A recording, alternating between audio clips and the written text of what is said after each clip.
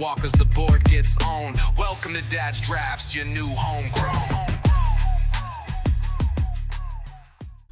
Hello and welcome to Dad's Drafts. Now today we're going to do something different than a draft, because actually I want to guide you through the best commons and uncommons of the new upcoming set, Tarkir Dragonstorm. Now the reason that I'm picking commons and uncommons is because, you can pick a nice rare or a mythic rare and it will be amazing, but eventually the body of your deck mostly consists of commons and uncommons, and if you can get those priorities straight, it is pretty much more a guarantee to win than having that one big bomb, because it just increases your power level overall. So I'm going to go through the 3 best commons and the best 3 uncommons of every color, and also multicolor, and starting with white. Now it is important to know that I kept in mind that, of course, if you are in a specific deck, for instance, you want to try the flurry mechanic, or you want to try the counters, something with counters, of course there's better commons and uncommons than I'm going to tell,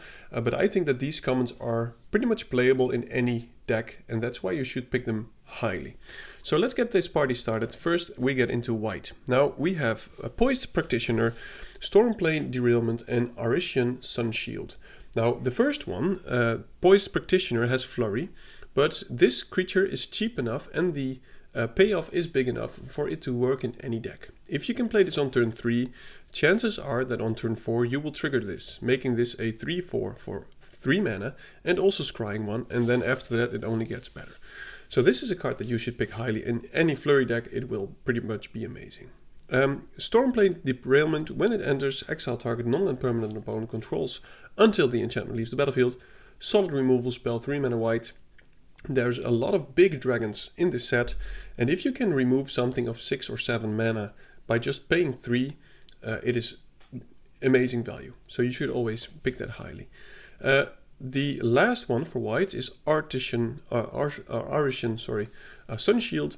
When it enters, exile up to 2 target cards from a single graveyard and then 1 white to tap target creature. Now the stats are not amazing, of course, 4 mana for a 3/4, but the fact that this exiles 2 things is very crucial in this set, because there's a lot of mechanics which help you get stuff out of the graveyard. So if you can actually exile 2 cards, it's pretty strong, and the 1 mana to tap something makes this a very good defensive card. Now off to the uncommons. There's Wayspeaker Bodyguard, Static Snare, and Teeming Dragonstorm. Now the Wayspeaker Bodyguard says, when this creature enters, return target non-land permanent card with value menu 2 or less from graveyard to your hand. Now it's important that this is non-land permanent, so it can also be a trick, a combat trick. Now there's a lot of combat tricks in white, so the odds of this already returning something on turn 4, be it a creature or be it a trick, those chances are quite big. So that is in itself is a good enough value. But it also has flurry. Whenever you cast your second spell, you can tap an opponent's creature, which means that if you play this in an aggressive deck, for instance red-white, and you play a creature and then maybe a trick giving it haste, you already remove one of the opponent's blockers. So this does pretty much everything that you want, and it's good in any deck. Now Static Snare is an amazing card. The reason is it has flash and it costs 1 for each attacking creature. Now it doesn't say you control, so if your opponent goes wide or he attacks with 3 creatures, this is just a 2 mana remove something, and that is amazing. So you should pick the Static Snare very, very highly. And there's Teeming Dragonstorm. When it enters, create 2/2 white soldier creature tokens. That in itself is an enchantment I would play, and the chance of getting it back to your hand is of course very good, but the fact that you can pay 4 and get 2 bodies which are 2/2s, I think is amazing. Now off to the blue commons. There's Ice Ridge Serpent, Focus the Mind, and Riverwalk Technique. The Ice Ridge Serpent is just a bounce creature, and it's amazing for tempo plays. If you can in the late game bounce someone's dragon, which costs him 7 mana or 6 mana, it's already pretty good. But if you can also bounce something, for instance a token, or maybe a creature which was 4 mana, you already slow down the opponent tremendously, and it of course pairs very well with counter spells. Now speaking of counter spells, we go to the Riverwalk Technique. The good thing about this card is that it actually is very flexible. Now you can always keep it up in your opponent's turn, and if it's just a counter spell, you will be kind of sad if the opponent doesn't play a non-creature spell, because then you didn't get to use your mana. But instead, you can just at their end step, return target non-land permanent, and they put it on the top or the bottom, which is just pretty much a removal spell. Focus the Mind is a 5 mana spell to draw 3 and then discard a card, but it costs 2 less to activate if you've cast another spell. Now this card is amazing.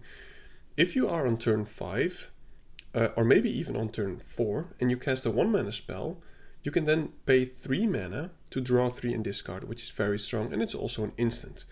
Now, the reason that it's also good is because it itself triggers Flurry.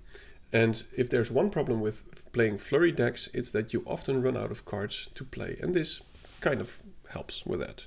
Now off to the uncommons for blue. There's Fresh Start, Wingblade Disciple, and Constrictor Sage. Now the Fresh Start is a 2 mana flash enchant creature. It gets -5 and 0 and loses all abilities, which is pretty good in any situation. The only thing that the opponent will have in the end is a big beefy something wall, which can only block creatures on the ground. Now most of the times blue is not too aggressive, so this card will go in any blue deck. Unless you want to be very aggressive, then I think you shouldn't play this. Then any kind of removal spell is pretty much better than this one. Wingblade Disciple is a 3 mana 2/2 flyer, which is already pretty decent because it has evasion. And there's a Flurry ability which gives you a 1/1 white bird creature with flying. Now, this is something that will eat a lot of removal spells, and most of the times it will be a removal spell which is more expensive than this Disciple, making it already worth it. Now, if this survives a turn, you can probably swing on turn 4, you can double spell, and if they then remove this, you will still have a token left. Now, you don't have to play this in a Flurry deck, because even without the Flurry deck theme, you can still trigger this 1 or 2 or maybe 3 times in an average game. Constrictor Sage, when it enters, tap an opponent creature and put a stun counter on it. That's very strong for 5 mana 4/4. It has good stats, and if they actually kill this or if you mill this, you can do the same thing again by exiling this, and then you tap a creature in opponent control and put a stun counter on it. So it actually does it twice. Very, very strong card. Now we're off to black, the best commons. We have Sandskidder Outrider, we have Adorn Crocodile, and Caustic Exhale. The Outrider I think is very strong because, as it was with the White Dragonstorm thing as well, it is 4 mana for 2 bodies. Now of course one of the bodies will have 1 toughness less, but it has menace, making it very good in any semi-aggressive deck. Adorn Crocodile has a lot of value for it. I know the stats are not amazing, but the fact that if this dies you create a 2/2 black zombie creature token means that it's pretty much, well, it's not the same as when it enters, create a 2/2, but you should see this as a 5 mana 5/3 with a 2/2. I don't think it will be exiled a lot. The chances of it dying are bigger than it being exiled. And if it dies, it has even more value if you can remove it from your graveyard and put a +1/+1 counter on target creature. Of course, this is best in the black-green deck, but it goes into any deck and it performs very well. The last black common is Caustic Exhale. You can behold a dragon or pay 1. So that means it's either 1 mana spell or a 2 mana spell. Target creature gets -3/-3. Even if you play 2 mana for this, giving something -3/-3 is pretty much always better than dealing 3 damage to it. And you know that in red, the Lightning Bolt, 2 mana 3 damage, is played a lot. Or Lightning Strike, I guess, I'm not even sure. So this is pretty much better. It deals with indestructible creatures, which there are a few or at least one of, and you can even make this cheaper into the 1 mana slot, making it amazing. Now off to the black uncommons. There's a 2 mana spell which says Strategic Betrayal. Target opponent exiles a creature card they control and their graveyard. Now this is a card that is I think pretty much overlooked. The reason is because people think, well, it will not happen a lot. In the last set there was the Start the Engines card, which also did the same, and it's sacrificed. This is even better because it exiles the graveyard. And as I said before, there's a lot of cards in this set which either let you return stuff from the graveyard, remove stuff from the graveyard. If you can clean up the opponent's graveyard and remove a creature, it is very good. And it's good in the early game and in the late game. If the opponent plays a 3-drop and this is your first play, you make an advantage because you used 2 mana and the opponent lost something which had 3 mana, and it's even exiled. Next one is Gurmag Rakshasa something. It's a 5/5 demon with menace. When it enters, a creature an opponent controls gets -2/-2, and a creature you control gets +2/+2.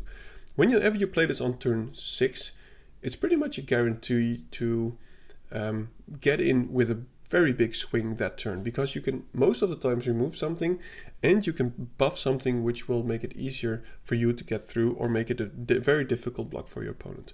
And once the turn is gone, the next turn you will have a 5/5 menace. And menace in this set is pretty good. The reason being, there's less creatures for going wide and there's more big dragons. And whenever an opponent goes wide with, for instance, the mobilize mechanic, those tokens will be gone in your turn. So its menace is very strong. Last one, Salt Road Skirmish, a 4 mana. I know it's a sorcery, but if you can destroy an opponent's creature and create 2 1/1 tap warrior red token creatures, and they gain haste on the end of turn and they get sacrificed, this is a very strong card. You should see this as more than just destroy target creature and maybe deal 2 damage. There's a lot of sacrifice stuff in black and in black-red. If you play this in your main phase, you destroy a creature and you maybe swing with those creatures. If one of them survives, you would have dealt 1 damage. And then there's a lot of stuff that you can do with that by sacrificing the token, which will be sacrificed anyway. Alright, off to red. Now red in of itself has pretty decent removal spells, but the creatures, the common ones, are a bit mediocre.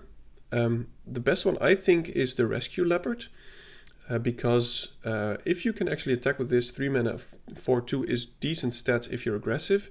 And if you actually attack with this next turn, you can do the loot ability, or actually rummage, you discard and you draw, which is strong because, as I said before, there's a lot of interesting cards you want to have in your graveyard. So this has a place in many, many decks.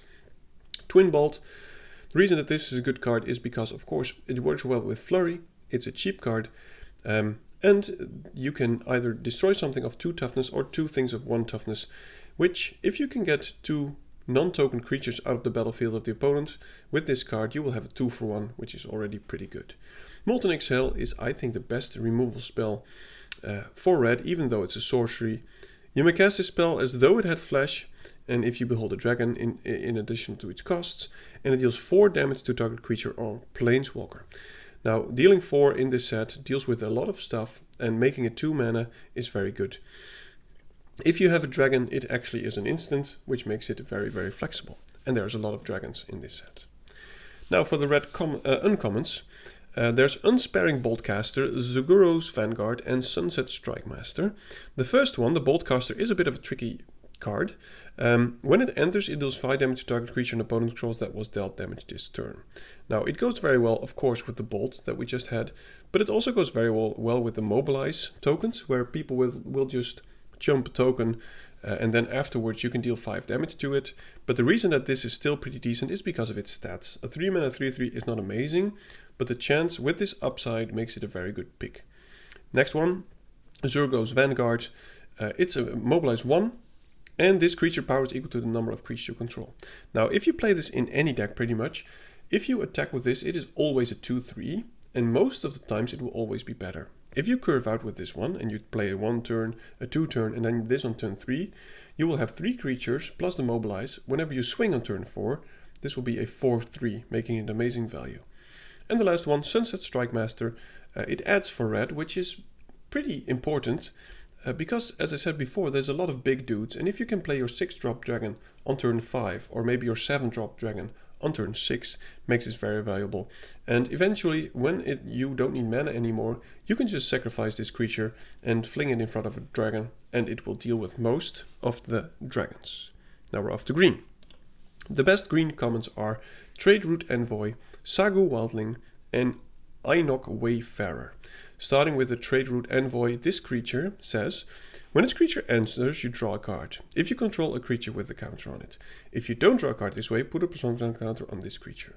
So the worst case scenario is a 4 mana 5/4 with a counter on it, which is very good. The stats are decent, but the fact that this has a counter means that it also does a lot in the black-green, white-green archetype stuff with counters. But if you already have a creature with a counter, odds are that you will. This is just a 4 mana 4/3 draw card, which is amazing. Now, there's also the Sago Wildling, which is 1 green. Search your library for a basic land, reveal it, put it into your hand. This is one of the best ways to get fixing in this set. You can use this multiple times because it gets shuffled back into your library. And a 5 mana flying 3/3 which enters and gains you 3 life is a very decent card as well. And the last one, Einok Wayfarer. Whenever this creature enters mill 3 cards, you may put a land card from among them into your hand if you don't put a +1/+1 counter on this creature. The reason that this is good is because it's good anyway, even if you don't hit a land. Now in the last set we had the Mole, which was the 2/3 for 3. And if you didn't hit a land, you would be sad because you had nothing to do with the ability. Now even if you miss with this creature, you still get a +1/+1 counter on this, making it just a 2/2. So it's pretty much a bear with upside. And with the same thing with the Trade Route Envoy, if you actually have this in play with the counter, it will be an advantage because, for instance, it makes the Trade Route Envoy better because you will have a creature with a counter on it. Off to the green uncommons, and then the last ones are the multicolor cards. Sage of the Fang, Traveling Botanist, and Knockout Maneuver. The Sage of the Fang says, when this creature enters +1/+1 counter, put a +1/+1 counter on target creature. So that means that in and of itself, it's a 3 mana 3/3 with a counter, making it better in pretty much any deck. And you can also put it on something else, which makes it good. Because you don't mind if this dies, because it has a renew ability. Exile this card from your graveyard, put a +1/+1 counter on target creature, then double the number of +1/+1 counters on that creature. For 4 mana, you can actually put 2 counters on a creature, definitely, but if you already have a creature with a counter, you put another one on it and then double them, meaning it is actually 4 counters. This card is very, very good. The thought behind this is, you play it on turn 3, you put the +1/+1 counter of the enter the battlefield on a 2/2, for instance, you sacrifice this or this dies, turn 4 you renew this, then you put the counter on the creature you just put a counter on, and then double the amount of counters. Making the 2-drop that you actually had make a 2/2, 1/1, doubled, it becomes a 6/6. Pretty decent. Traveling Botanist I think will be one of the MVPs in this set. 2 mana for a 2/3 is already pretty good. When a creature becomes tapped, look at the top card of your library. If it's a land card, you may reveal it and put it into your hand. If you don't put the card into your hand this way, you may put it into your graveyard. Now this is pretty much strictly better whenever you surveil, for instance, because if the top card is actually a land, you can just put it into your hand, which will happen a lot of times. If you can actually trigger this once, it's already worth it. Now, of course, I wouldn't suicide this card, but if you play this on turn 2, your opponent plays a 3/2, you could attack into it, trade with a 3/2, and it will most of the times already be worth it. Of course, you can also pair this up with other ways to make this become tapped. Now, there's not a lot of ways to do that, but there are some ways. Last green uncommon is Knockout Maneuver. Again, a +1/+1 counter on target creature, and then it deals damage equal to its power to target creature an opponent controls. And that only for 3 mana. Now, the fact that you put a counter on it is, of course, crucial for many color combinations. Overall, it's just a very good combat trick. The only problem that you might have with this one is that you have it and you don't have any creatures. But then again, if you don't have any creatures, I think you're losing anyway. Off to the multicolored common cards. I believe there's one for every color, and I think these 3 are the best. There's Reigning Victor, Temur Tawnyback, and the Gurmag Nightwatch. Whenever the Reigning Victor attacks, it mobilizes 1, which means that in of itself it's a 3/3 that you can actually most of the times play on turn 3. Now, the mana symbols, quick explanation if you're not familiar with them, you can either pay the color or 2 of any other color or generic mana. So in the best situation, if you play a red, white, black, you can play this for 3, making it an amazing card. Because a 3/3 with an enter the battlefield ability that gives something +1 and indestructible means that your 2-drop that you played before can get in for a free swing, and the next turn this attacks and you'll have a token that you either sacrifice or that comes through with some damage. Very strong and very solid card. Next card is Temur Tawnyback. When it enters, draw a card, then discard a card. Good stats for 3 mana, a 4/3, and the looting is always good. You are very happy to draw this late game, and you're also very happy to play this on turn 3, because it's a 4/3 for 3, stopping most of the things. Last one, Gurmak Nightwatch. When it enters, look at the top 3 cards of your library. You may put 1 card back on top of a library, put the rest into your graveyard. Now, of course, this is meant to get the renew thing going, or maybe put some lands in the graveyard you can return later. But you are very happy to play this either way. A 3-mana 3/3 which helps you sort out your library, get your draws straight, and then eventually put some stuff in the graveyard that you can return with the renew ability is very strong. Now for the last one, the uncommons of the day in multicolor are the following. There's Defibrillant Current, there's Sonic Shrieker, and there's Skirmish Rhino. Now Defibrillating Current is a 3-mana spell, and it deals 4 damage to target creature or planeswalker, and you gain 2 life. Now this removes pretty much everything, and I would even play this if you're not in those 3 colors. And the fact that you gain 2 life is a nice bonus. Sonic Shrieker is an amazing card. A 4/4 flying for 5 is acceptable, but the fact that when it enters it already does something, which means it deals 2 damage to any target and you gain 2 life, and if a player is dealt damage this way, they discard a card. Normally, if you have something enter the battlefield and it deals 2 damage, you are not very happy with it because it's just 2 damage to the opponent's face, and that's mediocre. But the fact that if you do it, because the opponent doesn't have great targets for you to hit, they discard a card is very strong. And the last one, Skirmish Rhino, 3 mana, solid card, trample, and when it enters, opponent loses 2 life and you gain 2 life. The reason that this is a good card because of the trample, there are quite some tricks and pump spells, and the fact that it has a 3/4 body for 3 mana is also very, very strong. Now I want to do one more honorable mention, and that's a card which I think will be very, very good as well. And that's the Salt Road Pack Beast, and that's in white common. And I just thought of this. It doesn't have a very high ranking on the internet, but it says, this spell costs 1 less to cast for each creature you control. When its creature enters, draw a card. My experience with the pre-release is that most of the times, whenever people get to play this, it's very often on turn 4 or maybe even on turn 3. And if you can actually do that, that means that you pay 3 mana for a 4/3 that draws you a card. Now drawing cards in Limited is very, very strong, so you should also pick the Salt Road Pack Beast very highly. Now thank you for watching. I hope this guide will bring you any luck in your upcoming events. Maybe you're doing online drafts, maybe you're doing drafts in real life. If you like what I told you, feel free to leave a comment, maybe click some of the buttons which help me out, and I hope to see you during one of my first drafts, which will be probably tomorrow or the day after tomorrow. I wish you a very good day. Goodbye. Grab the card, shuffle dreams in the palms. Dad's drafts roll heavy, we bombing like psalms. Stacks on the table, strategies to flex. Running these lines like counterspell checks. Dad drafts in the zone, pulling rares from the throne. Mana on the stack, magic seeds we've sown. From poppers to planeswalkers, the board gets owned. Welcome to Dad's drafts, your new homegrown.